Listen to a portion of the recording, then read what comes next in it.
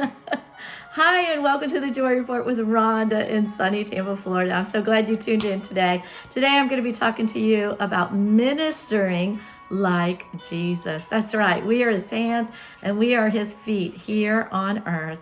And in studying the ministry of Jesus and reading the Gospels, we see that Jesus laid hands on the sick. So these hands lay hands on the sick. And what does the Bible say? The anointing is going to be released into the sick. And that's found in Luke 4:40. It says Jesus spoke the word of authority. So he had all power and authority. He took his dominion. He took his place. And then when we take our place and we take our authority, then when we release the anointing and release that healing anointing, it's going to go out of us into wherever we're praying, wherever we're releasing it. And we're commanding the fever, we're commanding sickness, we're commanding spirits of infirmity to go, and they must obey. In Jesus' name, you lay your hands and upon each person and the part of the person's body that is sick. That's right. Wherever that they're sick, you're going to deaf ears, heart problems, kidneys, back pain. As you lay hands and you release the resurrection power. Why is it the resurrection power? Because Jesus, he arose from the dead. And that was the sign. You know, those disciples, they had been told early on. You know, Jesus was revealing who he was early on, but they just didn't believe. You know, when he was in the temple and they had all these coins all over the place and the money changers were exchanging, they were doing business in the house of the Lord. And Jesus had it up to here. He began to flip the tables, began to turn on those money changers and said, "This is the house of the Lord. Don't take this out of here. Don't make this a house of money changers and goods and a marketplace and all of this." So he was just flipping tables. And so he began, and they said, "What authority do you do this in?" And he says, you know, that he was going to raise up this temple in 3 days. And they couldn't get what he was saying. But his disciples didn't get it either, only until he was resurrected in 3 days. Then they ding, the lights came on and they got it. And they're like, oh my gosh. So, you know, when Jesus was doing the signs and the wonders, you know, and miracles, like his first miracle was he was at the wedding. And so I know that Jesus had quite a big of a family. And so it could have been one of his sisters. So his mother had wanted him, you know, Jesus, take care of this, you know. And he goes, woman, you know, he said, it's not my hour, but he took care of it. And they said, do what he says do. And so they did. And they poured water in those pots, these big old ceramic pots. If you ever go to the ark of the big Noah's Ark that they have fabricated and put in Kentucky, oh, it's amazing. And you will see all these water pots that are lined on the walls, okay? And they're boarded. So because Noah had a lot of years to come up with all that ingenuity to how to keep everything on the ark. And so I suggest you go. I think you would love it. You know, it's really a fun day seeing everything. I mean, they had all these dried herbs and all kinds of things, like a whole kitchen that they worked out of. It was amazing. Everything that you learned and saw and how they stacked the animals and how they, put different animals with different animals. They didn't put them all together, you know, and how it was amazing. So I suggest you go. So in ministering like Jesus and in the authority, and we command the disease, we command the illness, the pain, the demons of infirmity have to leave because of the resurrection power.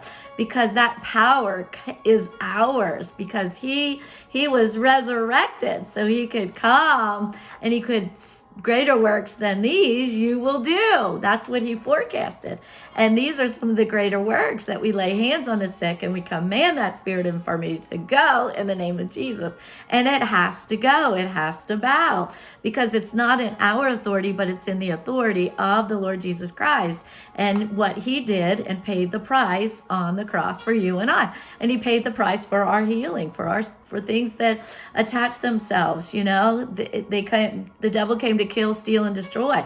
So he comes with this spirit of infirmity. He comes with sickness, and he comes with disease. And so we have that power. We have that authority, but you just have to believe. You have to believe in faith that you're going to receive it. You know, just like when he was walking through the city and the rich young ruler, I believe it was, came up to him and he said, my son is at home dying. And he said, he is well in Jesus' name, or he just commanded it right then at like a certain time of day. And then he went home because it was a journey to go home. And he asked his servants, well, what time did my son get better? What time did the fever leave him? And it was the exact same time that Jesus released his words. So when we release our words, there's power in our words. There's power. There's healing anointing in our hands. Not because of who we are. It's because of who Jesus is and who he is in us. So we are the conduit, right? We are the person that's going to stand in, to lay hands and to release that power. Amen. So those that are afflicted in any area, if it's their ears, their nose, their eyes, their feet, their heart, and direct the healing energy of God to the area which is sick. That's right. There's like an energy. There's like a force field, the anointing. You can feel it. It's tangible. It's transferable. And you can feel his presence. And it's just pulsating. And it's you know when the anointing goes out of you. You know when somebody's receiving because you can actually feel it. Just like a current. Have you ever had like a current where you're, well, obviously in the wall, right? And you put your little finger in there, you're going to feel something really. So anyways, there's a current that's electricity, but it is like electricity. It's this powerful presence. And a lot of times people can't stand in it. They fall under the power because it's so powerful. It's not that they're being pushed out. It's just that they're just so overcome with this presence of the Lord. I know I was I was going to go do a healing retreat. And so I was getting ready for that healing retreat, but I continued to pray and ask the Lord, what is it? What is it? What is it? You know, a lot of times he'll give you a word, he'll give you a statement, or he'll tell you where to go, or he'll give you a theme, and then you study it out, and then it all comes together, and it's so beautiful. But I just listened and listened and listened. I was listening to some healing school messages, and I was just like getting full of divine healing and building my faith up. And the day I was getting ready to go to the airport, he woke me up really early, and I'm laying in my bed, and it was like a weighted blanket. How many of you slept with a weighted blanket? You could just feel this presence that was just sitting on me. And then he began to talk to me, and he said, Rhonda, I told you it was already in you. You didn't need to go and get something. So here I was. I didn't want to go empty-handed. I was going to study and pray. I was seeking him. I just thought there was something more. But I knew that what he had already given me, I knew what I had already been carrying when I was out ministering and preaching, and how the power of God would come. And I just was right there with right time, right place, right people, and also right word. And so when it all comes together, it's just beautiful. It's called revival. You have hungry hearts. You have hands being laid on hungry hearts. You have a word of the Lord.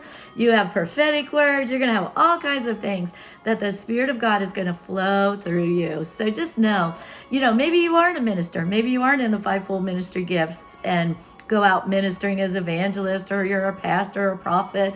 You're not one of the giftings. And so, but you have a gift of God on the inside of you. You're called to the ministry of reconciliation, and you have divine healing. You have healing. That is a gift of the Holy Spirit, divine healing. And so every person as a believer has faith for other people, just like a grain of mustard seed he gave each of us. So you just release your hands, you be bold to go and pray for somebody and watch and see what the Spirit of God's going to do. It's not because of you, it's because of his word. It's because of the price that Jesus paid, and it's powerful. So the Bible doesn't say to lay hands on the heads of the sick and heal them, Rather, we need to lay hands in Jesus' name on the specific area where it is hurting, diseased, or afflicted. So we know that we lay hands because it's going to affect a cure. You know, if you go to the hospital and they're going to operate on you, if you're getting a ear operation, they're not going to like go down here and start doing something. They're going to go right up here. So it's like if you're believing for that, hands need to go where that is and then command that to go in the name of Jesus. And by doing this in the name of Jesus, you're releasing the flow of God's healing power and the resurrection life right into the part of the body that needs the healing.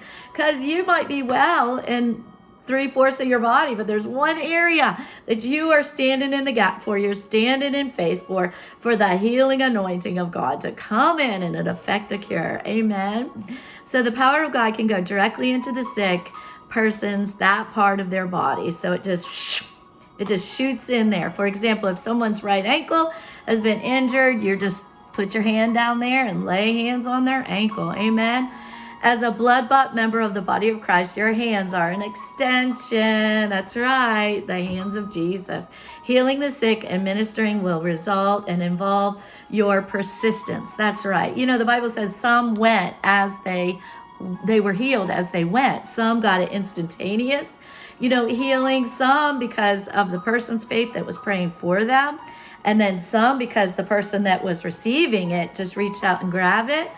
But some got it as a progressive healing as they went. So be persistent. It is a great key to moving in God's power. Don't get discouraged and stop because you do not see all the sick people you minister to get healed. You know, there's reasons why people don't receive their healing. We don't always know those reasons, you know. It's just, it has to do with their will. So it has to do with the person's will, their faith, so many different things. But you just keep doing what you know to do, trusting, believing, and standing and releasing the healing anointing through your hands to those that need to be prayed for. So you say, but I don't know much. Well, if you know how to say in the name of Jesus, be healed, then you have the power to lay hands on people. You have the authority because it's all the authority is invested in the word, in the blood, and you have been bought with the blood of Jesus. So you have what it takes. So be bold. Go lay hands on somebody that's not doing well, somebody that has symptoms. Drive them out in the name of Jesus.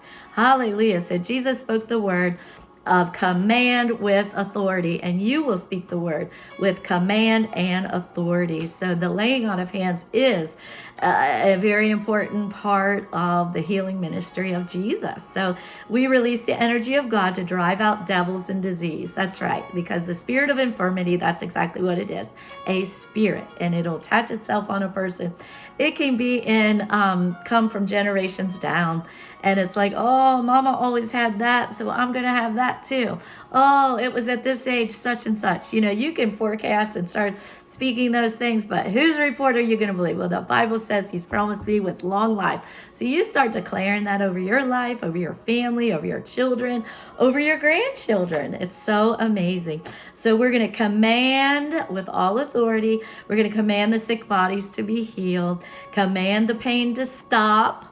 Lay hands on people with authority, not just, just wishy-washy. No, all power has been invested in you, and you have the authority, you have the power. Now release your faith by releasing your hand to lay hands on the sick. Amen. So command the sick to be well with authority. Command demons to leave with authority. That's right. Don't act like a wimp or wishy-washy about it. Be bold. Be bold. There's a song, for the Lord thy God is with thee. Be bold. So you got to be bold. Let's be bold. Practice being bold. You know, sometimes when something happens to you and you can just rear up and blah, blah, blah, you know, be bold about it and tell them what you think, you know. It's like, no, you're not going to do that. No.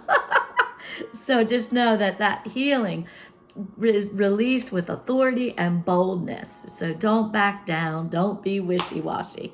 So some healings are gradual, progressive, 2 hours, 2 days, 2 weeks. We don't always know because it has to do with the receiver, that they're on the receiving end and they receive it and they take it by faith. So we're containers, we're carriers, we're conductors. That's right. We're conductors of the healing power of God, or the healing energy of God, however you want to word it. A lot of people say, oh, you have such good energy. Well, I have the power of God and I have such good anointing. That's what I have. I have it flowing. And when you open your mouth, your words are weighty. And a lot of times people just feel that. They sense the power of God as you're opening. And sometimes the power of God will come on you specifically to pray for somebody that's right there in your midst. So be sensitive to the Spirit of God. So every time you lay hands on the sick, you're giving God the opportunity to display his power. That's right. I know the other day I had an opportunity to lay hands on someone and to cast it out because they're having nightmares. God doesn't want you to have nightmares. He said he gives his beloved sweet sleep. And if you're a child of God, he's given you sleep. And your rest is so important to all the organs in your body for health and healing. And so I commanded that her sleep be sweet in the name of Jesus. So speak to the disease, the demons, the pain, the affliction. They obey and command the command of faith. They obey the command of faith. And so we're commanded to lay hands on the sick and we shall see them recover.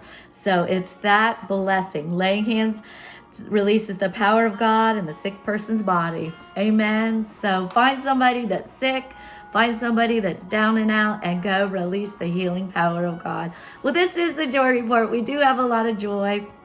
So, Father, I just thank you for the joy of the Lord. I thank you, Father, that it's, good measure, pressed down, shaken together, and running over. As I run over with the joy of the Lord, I just give that out and I give it back to all those that are watching, Lord, that they put their hands on their stomach and they release that joy. We're containers of the joy too, and let it bubble up and bubble over. Sometimes you have to start in the natural and just let it.